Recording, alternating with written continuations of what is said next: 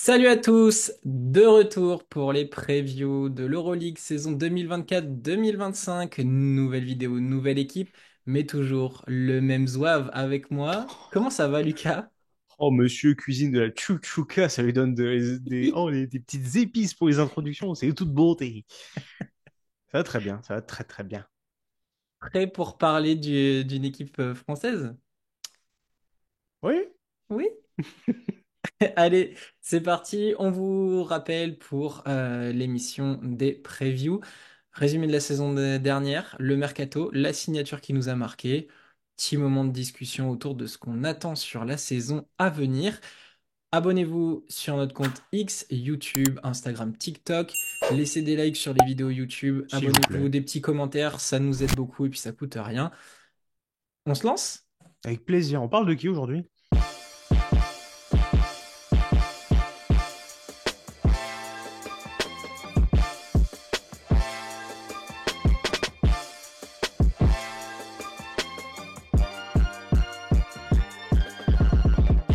De l'AS Monaco, Oh la mais, Roca Team qui a terminé troisième la saison dernière avec 23 victoires pour 11 défaites. L'aventure s'est malheureusement terminée au cinquième match des playoffs à la maison d'un point. Alors là, c'est vraiment remuer le couteau dans la plaie des fans mais on de vous la avait Roca Team. prévenu pour la preview des playoffs, hein. On va remuer le C'était couteau comme face au ça aussi. Fenerbahçe. Nick Calates, peut-être que ça parle un petit peu, qui a été Le plutôt divin chauve. clutch à ce moment-là.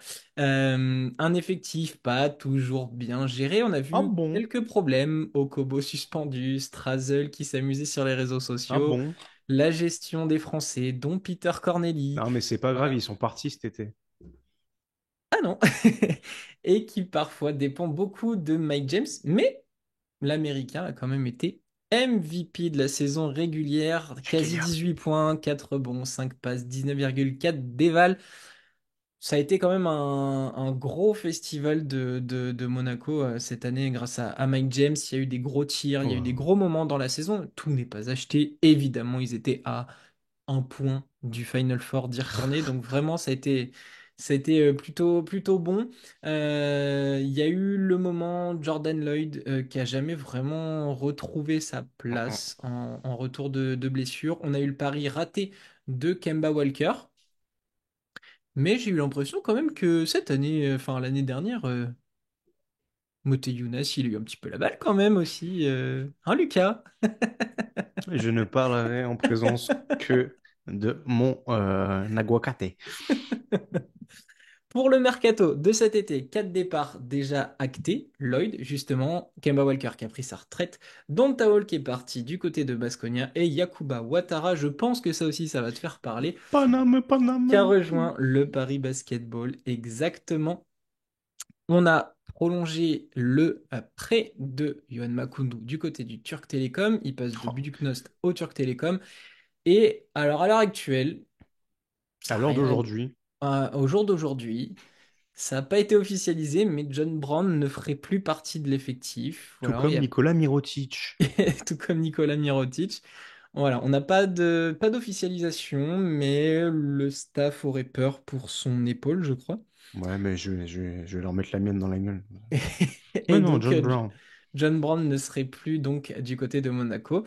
Il y a eu des prolongations. Okobo, Strazel, James, Blossom Game, Mam Jaite, Donatas Moteyunas. Et 5 arrivées avec Nick Calates, Mario Pap- Hezonja, Papayanis, Will Clyburn Bégarin, et Vito Brown surtout et Nicolas Furkan Mirotic. Korkmaz qui ont rejoint le Rocher cet été. Lucas, après ce petit moment de troll, parce que tu adores Nicolas Mirotic sous le maillot de l'AS Monaco, Moi, j'adore les fausses informations sur Twitter, surtout. quelle est la signature qui pour toi est importante cet été? Très intrigué par le profil de Vito Brown, mais je pense.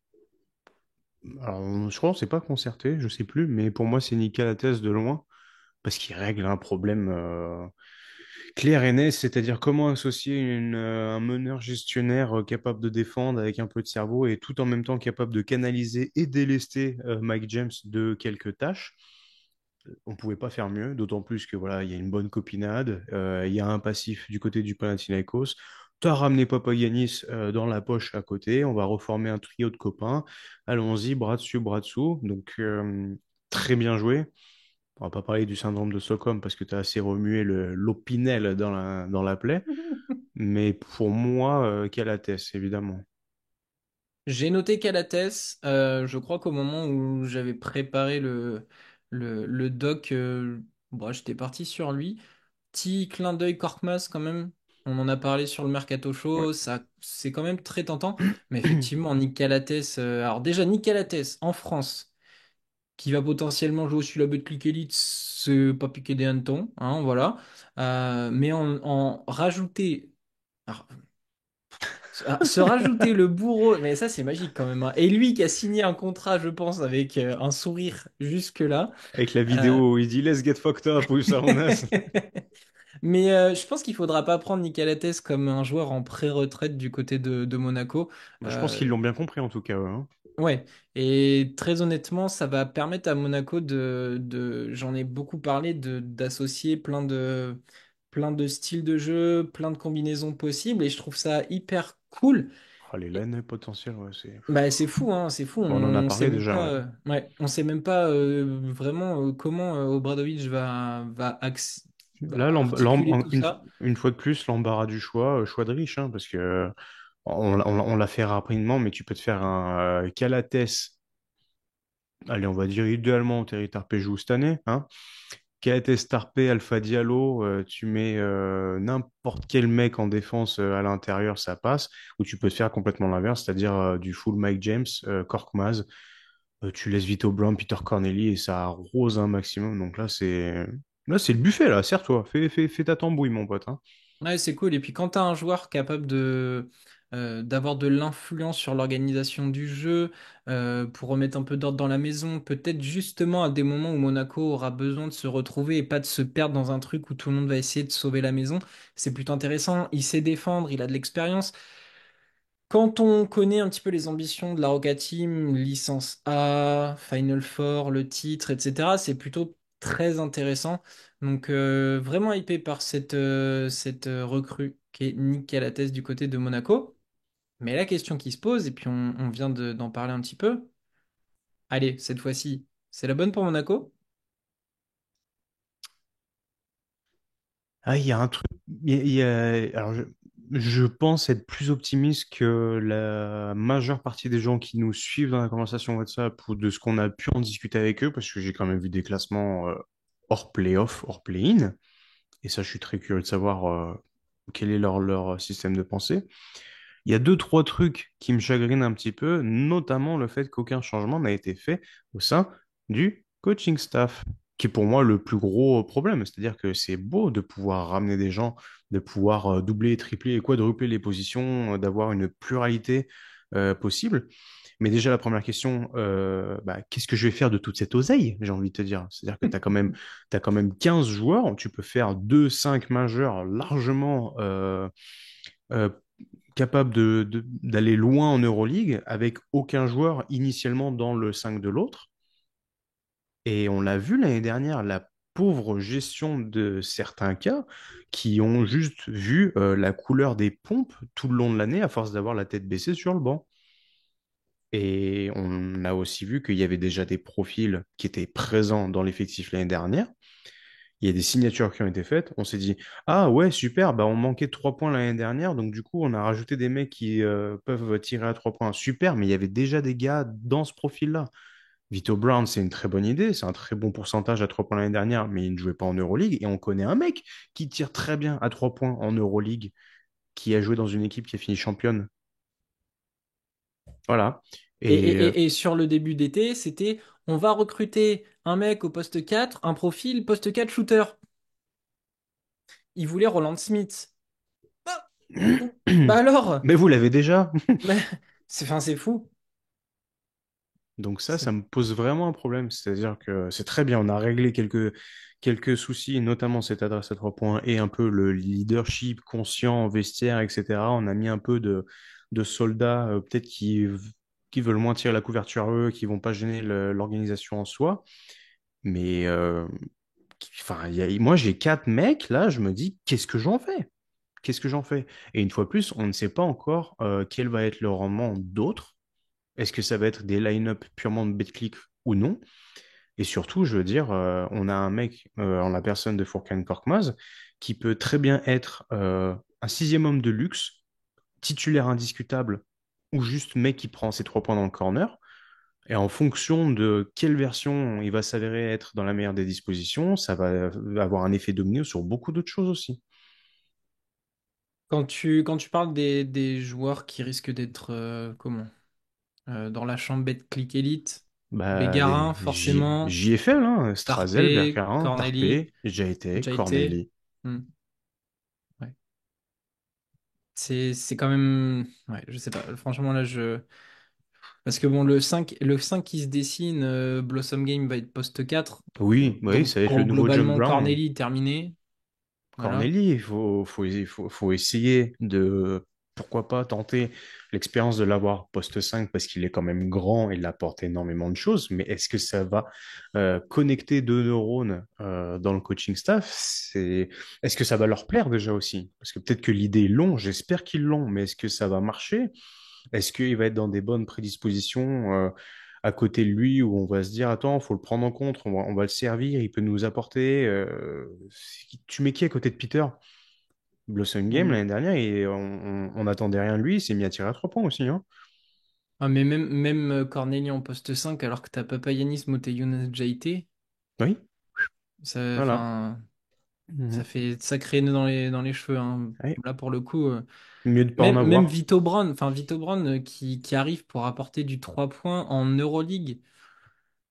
Alors, no disrespect, mais là, j'attends de voir, hein, parce que pour moi, il va devoir prouver d'abord qu'il est à ce Et niveau-là, j'ai- et hein. j'ai- et j'espère, parce que, une fois de plus, si on prend le côté vestiaire, rotation, hiérarchie, etc., si une fois de plus, t'es Peter, par exemple, et que tu vois ce mec qui débarque de nulle part, qui a aucune expérience, Vito Brown, c'était en Turquie l'année dernière. Ouais, c'était Karsiaka. Voilà. Et tu dis, mais attends, bah, excuse-moi, mais d'où viens-tu? Qu'as-tu fait? Quel est ton nom? Quel est ton parcours professionnel? Je veux dire, bah, Bah, en France, on le connaît, il avait joué du Oui, côté du Mans, mais enfin après, ça n'a pas été un joueur Euroleague, quoi. tout est dit. Donc encore beaucoup de doutes. Finalement, le point crucial, c'est vraiment Obradovic, hein, dans cette équipe. Parce que tu mets n'importe quel autre coach avec quelques idées, tu te dis que bah ouais, Monaco, c'est très sérieux pour le titre. J'en ai quelques-uns, moi. Bon. Oui, bah il y a eu quelques-uns qui sont encore sans contrat. Enfin, En contrat, ou même qui sont en contrat et qui pourraient descendre en Eurocup l'année prochaine, pardon. Qui a capté? ouais. Qu'est-ce que t'attends quand même de cet effectif de Monaco dans le jeu? Est-ce que tu vois encore beaucoup de Mike James malgré l'arrivée de Calates? Non. Est-ce qu'on doit s'attendre à un Mike James MVP en back-to-back? Voilà, dis-moi ce que t'en attends. Moi, je l'ai noté, style de jeu moins en moins de flac. C'est-à-dire que l'année dernière, ça jouait quand même fort en dents de scie et il y a eu des comebacks incroyables. Mais il faut s'en passer. Si tu veux prétendre au gratin de l'Euroleague, c'est plus possible, ce genre de truc. Des comebacks de temps à autre parce que t'es pantouflard, je veux bien. Mais un match sur deux, devoir taper un run de 26-3 dans le quatrième quart-temps, parce que tu as toute la salle derrière toi, tu te mets à défendre parce que tu es capable de le faire et tu te ressois un peu les doigts, tu m'excuseras l'expression. Mais ça, faut s'en passer. Ça, faut absolument s'en passer. Et c'est pour ça que, notamment l'arrivée de Kiates, j'espère, va mettre un peu de liant dans tout ça, mais tu as l'avantage, tu le conserves, tu t'imposes comme un cadre, c'est peut-être le plus important. Et en dessous, j'ai noté Mike James, moins Mike James dépendant, saison non MVP, mais tout aussi solide. J'ai plus les stats exactes de Mike James, je crois que c'était presque 18 points de moyenne. Bah, vas-y, tu vas descendre, mais il va falloir que les points que tu mettes et l'impact que tu vas avoir soient encore meilleurs que l'année dernière. Parce que l'année dernière, il a vraiment été hyper appliqué. Et là, je l'attends encore plus à la passe. Parce que si tu as Calates à côté de toi, toutes les équipes vont scouter le fait que c'est un meneur gestionnaire de malade. Il a une vision folle. Il est très bon en défense, en interception. C'est un joueur all-around capable de faire des triples-doubles. Donc tout le monde va se dire, c'est bon, on sait que Nick va faire la passe. Mais si Mike James à côté se met aussi à faire la passe, Ah bah là, si on ferme boutique et au revoir, hein. Du coup, pour toi, en conclusion de tout ça, la question c'était est-ce que ça peut viser le titre? On en est encore un peu loin, un chouïa loin, mais on en prend la bonne direction quand même. La saison régulière n'est plus qu'un exercice pour eux. On sait où on doit les attendre. Et ça doit se passer malheureusement ailleurs que sur le parquet. Sur le bord du parquet peut-être, mais aussi dans la tête. Ouais, moi ce que j'avais noté dans mes notes, c'était vraiment ils veulent soulever cette Euroleague, ils veulent l'avoir, c'est leur objectif, donc il va falloir les juger sur ça en fait. C'est sur leur attitude et sur comment ils se comportent sur l'Euroleague. Parce que si on reprend justement les départs, et si John Brown est avéré sur le départ, t'as fait un pari, il va falloir l'assumer aussi. Est-ce que Monaco va avoir une dimension aussi défensive en ayant perdu Jordan Lloyd, Ouattara et John Brown, et Donta Hall qui n'était pas le dernier des pitres non plus? Attention. Mm. Après, là où Jordan Lloyd, je pense que c'est compensé, notamment avec l'arrivée de Calates, c'est que Jordan Lloyd avait ce truc de tuer des matchs, d'avoir vraiment Clutch attitude. le sang froid. Calates, on n'a rien à prouver, on n'a rien à expliquer à ce niveau-là, il va être très très utile. Mais c'est vrai que la petite note défensive, finalement, elle en prend un bon coup, hein, Ouais, parce parce que que elle s'est Ouattara remplacée Hall, par de maintenant, t'as plus de l'offense, Diallo. parce qu'elle s'est renforcée par de la défensive, par de l'offensive et du tir à 3 points, donc potentiellement du spacing à venir. Donc potentiellement un effectif de Monaco qui va aussi pousser le jeu. Et ce qui est très bizarre, donc là ça serait quand même un gros changement de style, c'est que l'année dernière, Monaco, ils étaient le cinquième pace le plus lent Mhm. de l'Euroleague. Donc, puis, alors très honnêtement, pareil, hein, Nickel Athès, va pas falloir attendre que ça parte dans tous les sens, hein. Donc voilà, c'est Obradovic qui a donc la clé de tout ça et d'un effectif qui, malgré tout, sera quand même costaud et sera peut-être ultra intéressant à voir. Il y a quelques trucs à faire. J'en- Bégarin, moi j'en attends pas grand-chose. On disait peut-être plus tourner vers de la Betclic. ouais, Est-ce que clairement. Obradovic pendant la prépa lui trouvera un rôle? Je me dis, je sais pas, ça sera à gratter. Moi, On- je veux bien l'avis de nos amis monégasques, qu'on sait qu'ils Ouais. ils nous écoutent. Alors, dans les commentaires, n'hésitez pas à nous dire si vous êtes plus optimiste, positif, comment vous voyez la signature de certains. Mais moi, je trouve qu'il y a vraiment eu un parti pris aussi d'avoir un roster Betclic et d'avoir un roster un roster, pardon, bah, du coup l'inverse, mais Euroleague et un roster Betclic qui accompagne l'Euroleague numériquement en parlant, tu vois. C'est comme ça, on va s'arrêter sur l'effectif de Monaco, sur la preview. Comme on l'a dit, dites-nous en commentaire vos réactions, parlez-nous du mercato, de ce que vous en attendez. N'hésitez pas à vous abonner à notre chaîne YouTube, faites grimper ce compteur. Continuons l'aventure sur X, Insta et TikTok. On se retrouve très vite pour parler d'une nouvelle équipe. Lucas, merci de m'avoir accompagné et à demain.